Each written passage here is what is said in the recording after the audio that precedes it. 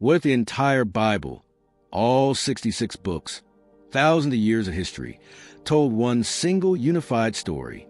Not just a collection of rules, not just ancient history, but the one story that explains why the world feels broken and why there is still hope. In the next 15 minutes, we're going to walk through that story together. From the very first breath of creation, all the way to a city where every tear is wiped away forever. This is the Bible in 15 minutes.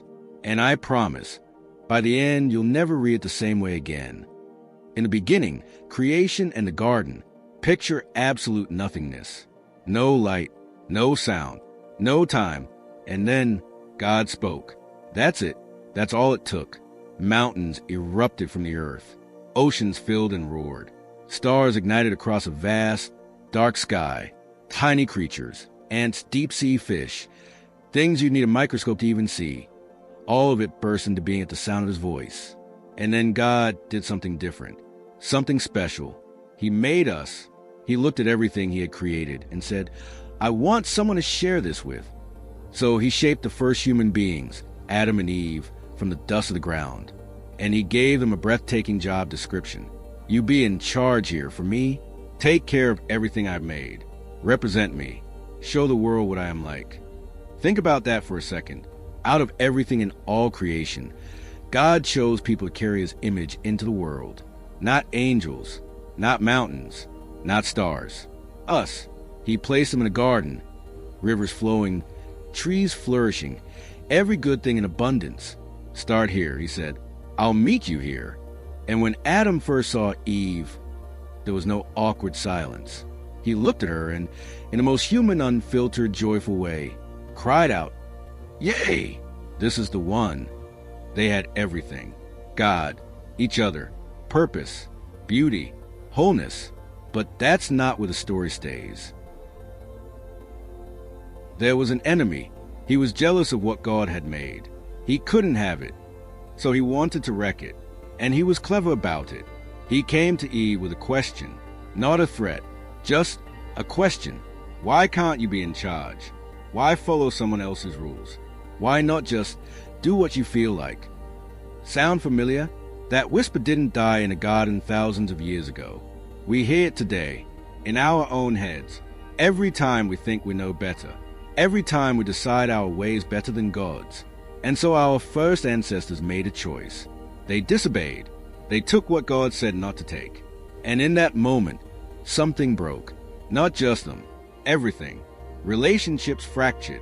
The ground became hard to work. Pain entered the world.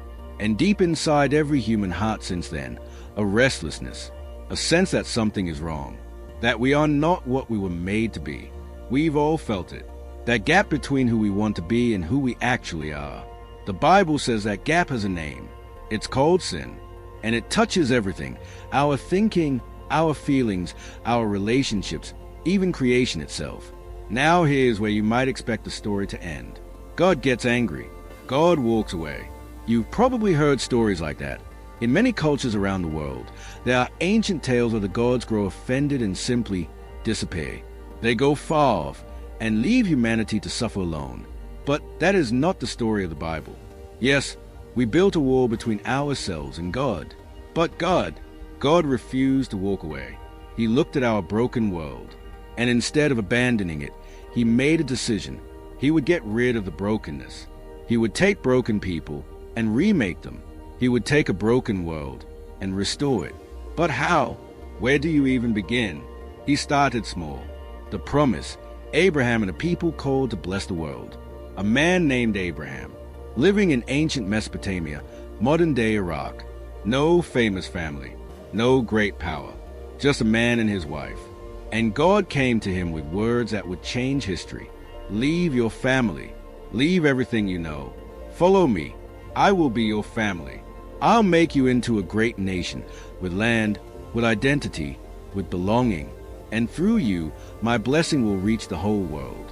Through one man, Abraham followed.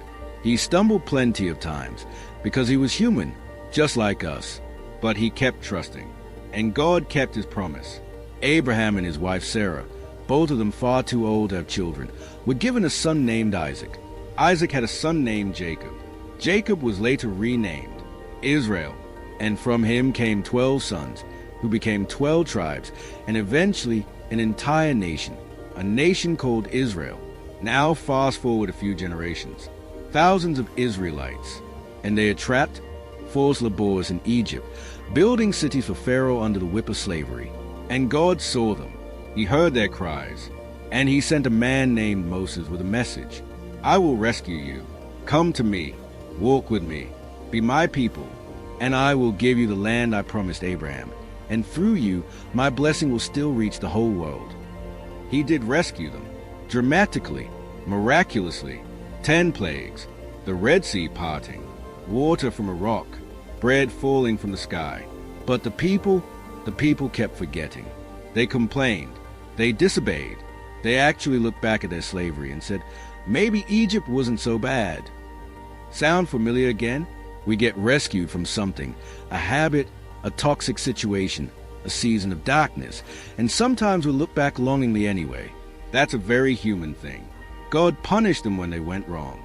But here's a pattern you need to see. He never left them. Even in discipline, even in consequences, God stayed. He brought them through the desert. He gave them their own land. He renewed the promise. But that pattern, rescue, failure, discipline, rescue again, was about to play out on a much bigger stage. Kings and prophets, the highs and the heartbreak. By now you might be wondering, when does someone finally get it right? When does a human being actually live the way God intended? Hold that question. It's the most important question in the whole story. God gave Israel kings. The greatest was David, a man after God's own heart, who drove back enemies, who wrote songs of worship that still echo through history 3,000 years later. His son Solomon built a magnificent temple in Jerusalem, a place where heaven and earth seemed to meet, where God's presence rested among his people, where wisdom flowed outward and touched nations. For a moment, it felt like the garden again. But David failed. Solomon failed. The kings that followed, most of them worse. The nation split. Corruption spread. The poor were exploited. Idol worship crept back in. God sent prophets, his messengers, calling the people back, warning them, pleading with them. You are God's people. Turn back. Care for the vulnerable. Live with integrity. There is still time. They mostly didn't listen. And then came the devastating consequence. Foreign armies swept in, and the people of Israel were marched off as prisoners of war to Babylon, hundreds of miles from home, their temple destroyed, their city in ashes. It looked like the end, but the prophets kept speaking even in exile. They carried impossible promises. You'll return. And beyond that return, something even greater is coming. A new kind of leader, a new kind of people. The whole world made new. Some did return to Jerusalem. A smaller temple was rebuilt. There were sparks of hope, but something felt unfinished. Questions hung in the air like smoke. Has God failed? Will there ever be a human being who lives the way Adam was supposed to? Will there ever be a king who rules in true peace? Will God's presence ever fully come to stay? Then, silence. 400 years of silence. No prophets. No new word from God. Just waiting. But that's not even the best part of this story. And then, a surprise. God did exactly what he promised, but in a way nobody expected. No royal palace. No political power. A baby, born to a poor family, in a stable, under a harsh colonial government. A tiny town called Bethlehem, King David's hometown. His name was Jesus, which means Savior. And as he grew, it became clear this was no ordinary man. He spoke with authority that left crowds speechless. He healed the sick. He commanded storms with a word. He crossed every social boundary, eating with outcasts, touching the untouchable, forgiving the unforgivable. He gave wisdom that made Solomon's look like a warm-up act. He was the one faithful human being when all of humanity had failed. He was Israel, perfectly.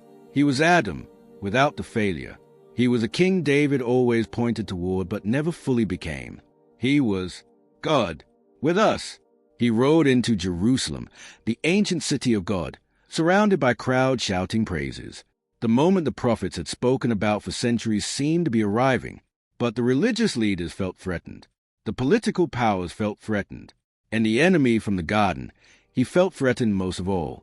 They arrested Jesus on false charges. They beat him.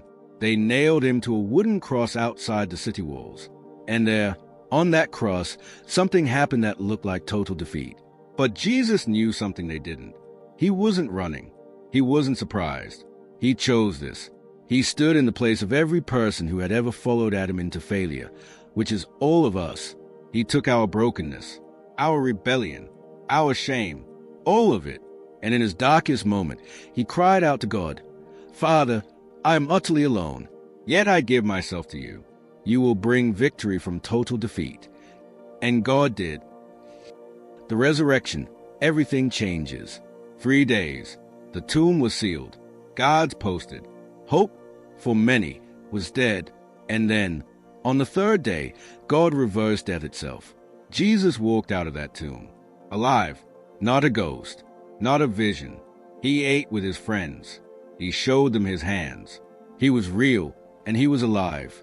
And in that moment, everything the story had been building toward became clear. God had confirmed it all.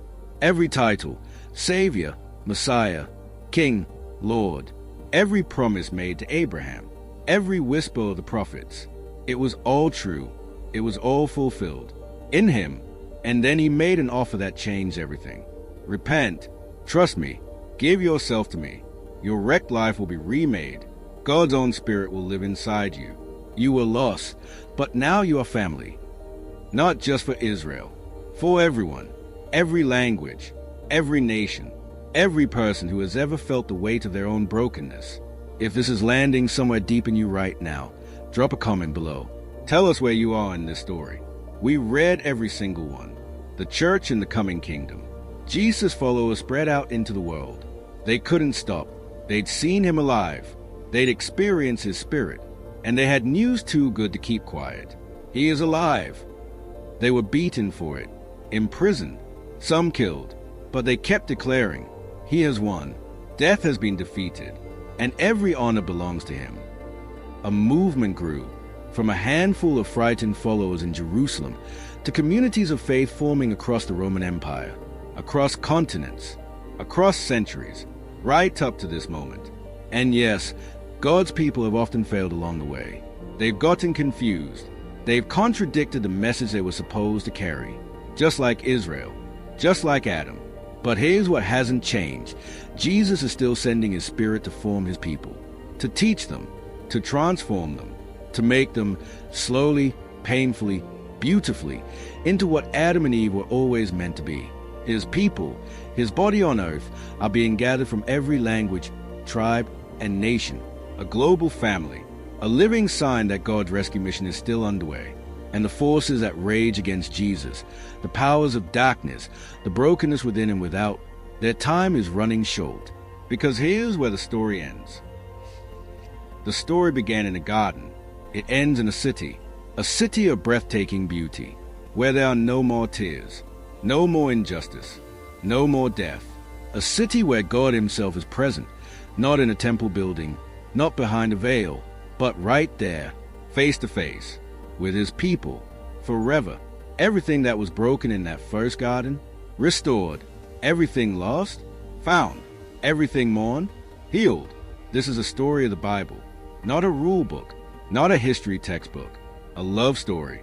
The story of a God who refused to walk away from his broken world, who started with one man, built a nation, sent his own son, and is even now gathering a people from every corner of the earth to be part of the most epic restoration project in history.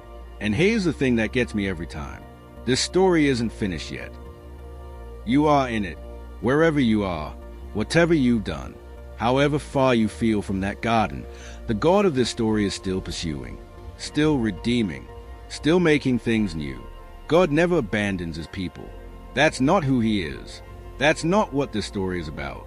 If today was your first time hearing the big picture of the Bible, welcome. You've just seen the whole map. Now let's explore it together. If you found this meaningful, share it with someone who needs to hear it. Subscribe so you don't miss what's coming next. And leave a comment. Tell us, where do you see yourself in the story?